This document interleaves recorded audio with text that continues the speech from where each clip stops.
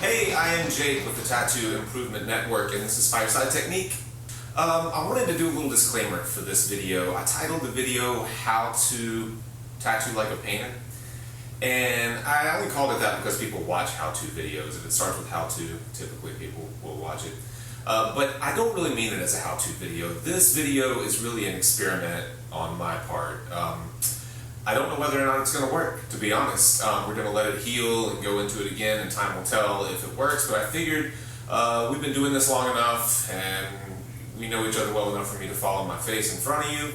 And I know that you'll take it easy on me if and when I do. So another note is this one is a little bit more advanced. So if you're still learning kind of the fundamentals of tattooing, getting solid color in, pulling lines, I don't recommend jumping into something like this one. Like I said, it's a little bit experimental, and I guess it could be considered advanced if it does work, or it could be considered stupid if it doesn't work. But anyways, check it out. I just wanted to give that disclaimer on the front end because I don't want you to watch the video and say, oh yeah, that's how to tattoo like a painter, because it's probably not. Hope you enjoy it. Thank you. Alright guys, so this is the start of the second sitting. This is the healed first sitting, and you can already tell I have no idea what I'm doing. Everything is just kind of scratched in there, and all the fills in the background are kind of halfway thrown in. No good blends whatsoever. Oh my god, what was I doing? This is actually part of the experiment. So the purpose of this this experiment is I want to play with some focus and blur, right? So I want to get like a painterly, as the violin moves into the distance, I want it to become kind of painterly and blur, and then I want some sharp edges in the foreground. So I don't want to start that way. I want to start with no sharp edges anywhere. So I was really just trying to get my local colors and values laid in with no detail at all. So I skipped over the part where I laid in the black work because that's pretty straightforward. I just kind of established a light source, laid in some solid blacks, and this is the start of the second sitting. Like I said, I didn't record that part of it, but you get the idea. But you can see how it's just kind of roughly laid in there. I just wanted to establish my lights and my darks, and I'm just trying to find my values and approximate my local color of each area. So one thing that's tricky about this tattoo is that the violin that I used for reference is kind of a golden color. My client wanted to use his daughter's violin, which is a really rich kind of mahogany, but I didn't have a good reference photo of her violin. So I'm looking at a screen there that has these two violins side by side, and so I'm trying to use the light source and angles and stuff of my reference violin, but trying to change it to a more chocolatey or mahogany type tone like his daughter's violin at the same time. So you'll see that I'm kind of stopping and looking at the screen and trying to feel it out on the front end. The big thing that I'm doing in this, and this entire episode is going to focus around just the body of the violin for the most part. And the big thing that I'm doing here is I'm trying to lightly lay in my local value and color of the violin. So I'm not trying to get any type of a great saturation. I really just want to glaze over it kind of thinly to introduce, like I say, that local value and local color. And then with the idea of when it heals, I'm going to come back and lay in more detail, lay in some of the wood grain. But what I really want, and I should have dropped in a picture of the actual violin that I was drawing this from, but what I really want is to try to get some type of luminosity. I want it to look like it's like we're looking into the violin a little bit. So rather than trying to render all of my detail in the body of the violin on the front end, my goal is going to be to lay this in very softly and then come back and build right on top of it in the coming sittings. So obviously this is something that would need multiple sittings in order to pull this effect off, if I actually pull it off. And I say if I actually pull it off. I know that I wouldn't take this chance on someone's skin if I weren't confident that I can make it work. I'm curious on if I'm going to be able to get the exact effect that I see in my mind. I know I'll be able to make a solid tattoo out of this and it'll look good, and I don't question that, but I do question kind of the approach that I'm taking. I just don't know exactly what to make of it. But you see that I'm really loosely laying these values in there. I'm not spending a lot of time. I'm not making tiny circles or scumbling, building things up or trying to get full saturation. I'm just kind of laying these tones in. I do think it's important to. I use the long taper needles, long taper cartridges for this. I feel like that I get more time to work on the skin. I don't beat the skin up as fast with the long taper. Now, if you're a traditional tattooer and you're used to packing in a lot of color real quickly, it may seem like they move a little slower to you. But to me, they poke smaller holes. I think they do a little less damage. And I feel like I get more passes over the same areas, and I can kind of sculpt and mold and build areas up. This cartridge actually came from Southeast Tattoo Supplies, and they are offering, if you want to try it out, they're still offering the deal that I mentioned in the last episode or episode before that. I think it's 10% off plus flat rate shipping, like $5 flat rate shipping. Just use the promo code Fireside whenever you check out. I'll drop a link into the video description so you can do that if you want to try them. A lot of other places make, wherever you normally buy your cartridges, I'm sure make the long taper as well. All right, so I'm just going through building this up, trying to look at my reference as much as I can, and not trying to overly render any of it. Just kind of is as smooth as I can make my marks. I'm just kind of raking back and forth, kind of like I did in the last video where I started with a mid-tone and then built up to my darker tone. The difference is on this one, I plan on building a lot more. I plan on building textures through it. So I'm careful not to get too much of a saturation because I don't want it to get too dark. I want to be able to have these small areas of inconsistency where hopefully whenever I come back with my lighter golden colors and lay over the top of this, it kind of gives almost a marbled or a richer kind of effect. At least that's what I'm hoping.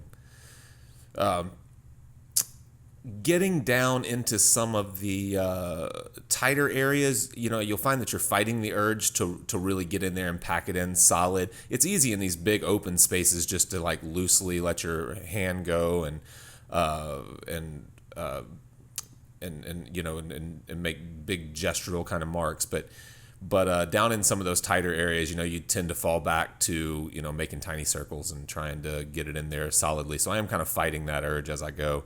Like in this area right here, trying to go up against these, the strings of the violin, I'm fighting the urge to really render those little areas and pack them solid. But if I did that, then they would definitely stand out from the bigger areas. So I'm trying my best to keep those very light and thin as well.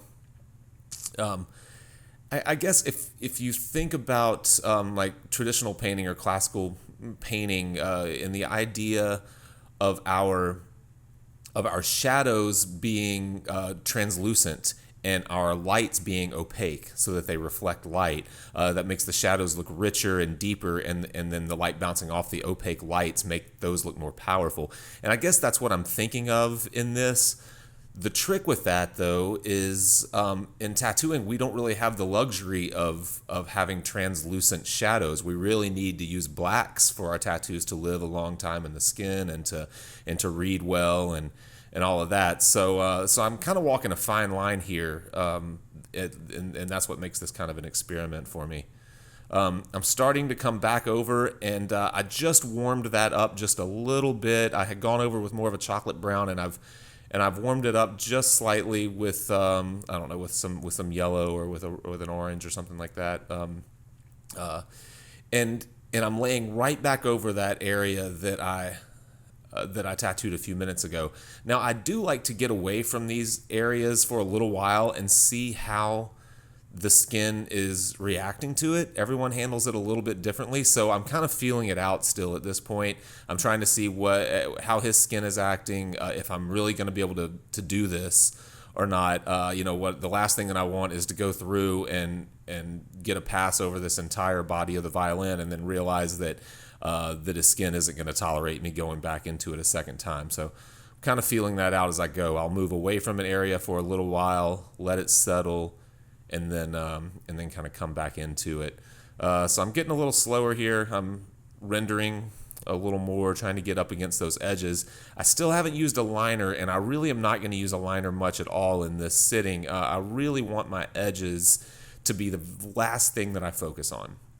I want to be able to come back at the end and say, okay, where are my 3 to 5 sharpest edges in this entire design, and then deal with those at that point.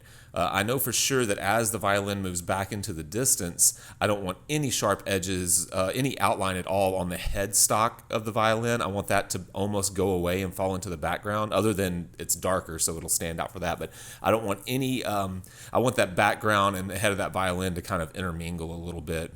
So now I'm down here on the bottom of the violin, and I'm packing in a little more solidly there, because that's not going to have, since it's in the shadow, it's not going to have as much stuff going on, as many textures and things like that. So there's not going to be as many glazes to try to put over the top of this. Basically what I've done for that color is I took that mahogany or whatever that I was using at the on the body of the violin, and I mixed it down with a little bit of that background green, that olivey green, just so that it starts to recede a little bit since it's cooler. And it starts to fall back into that background, because I'm pretty sure that I don't want the back edge of the violin to like stand forward. I want it to kind of disappear as it falls back into the background, which in my mind will push the like the chin rest and the bridge and those things up and forward, if I'm able to cool down and let the back side of the violin kind of recede.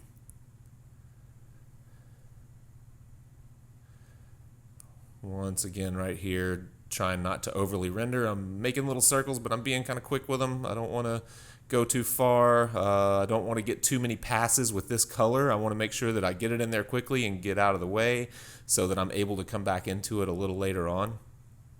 I'm not, this is an experiment for me, but there are other people that actually pull this off. Nick Baxter being the first one that comes to mind, and I've talked to him about this a couple of times, and he was experimenting with multiple passes, and I know Guy Etchison does it as well, multiple passes and building up textures over time. And Nick told me that after about 3 passes that he'd noticed that he wasn't getting any long-term benefits from it. It was really kind of a waste of time.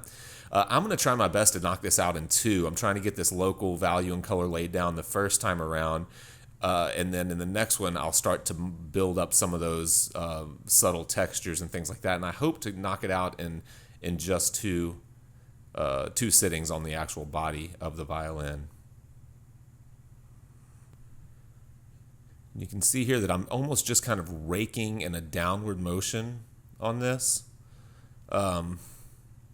It's very loose, I'm kind of moved back on the machine a little bit. I'm kind of working from my shoulder, pulling from like my entire arm down rather than focusing a lot on my wrist. I think when you're trying to get big general kind of marks like this, a lot of times when you get your wrist just super involved in it, you end up moving up and down, like up in and out of the skin, as well as back and forth. Well, I am using a little bit too much of my wrist right there, but I think you know what I mean. I think sometimes when you work from further up, like from your elbow and your shoulder, you can get more consistency in this type of technique. It's just very general kind of mark making here, trying to get not a full saturation. I just want to introduce that color a little bit. I really do hope this works, not just because I filmed it and everyone will laugh at me if it doesn't, but I spent so many years tattooing, and I feel like that a lot of times I was afraid to experiment, only because I felt the need to prove that I could get solid fields of color and really clean lines and work all these small details in, and I wanted to prove my kind of technical ability with the medium, and I think a lot of times that's while there's nothing wrong with trying to make tattoos as clean and solid as you possibly can, I think sometimes we end up getting scared and kind of limiting ourselves and not pushing our work as far as we could. So this is just something for me. I'm very lucky that I've got a client base that trusts me and will let me kind of experiment just with just with the knowledge that or they trust me enough to know that I'll come back through and make it right no matter what, I guess.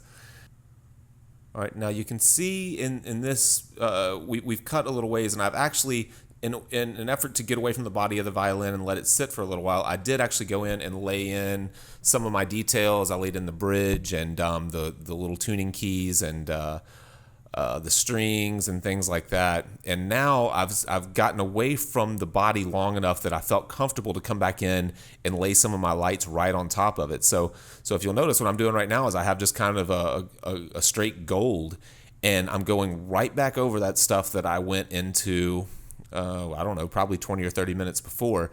Now, I did use a good bit of Bactine, so he's feeling no pain right now, but I wouldn't have done this if I had looked at the skin and felt like it couldn't handle it. And that's why I mentioned at the start of this that I wouldn't recommend, if you're not real comfortable looking at skin and knowing how much further you can push it, don't try this. Just wait until the next sitting. But I felt comfortable going into it here and trying to lay this kind of glaze in on top of it. That's where some of my light is coming in.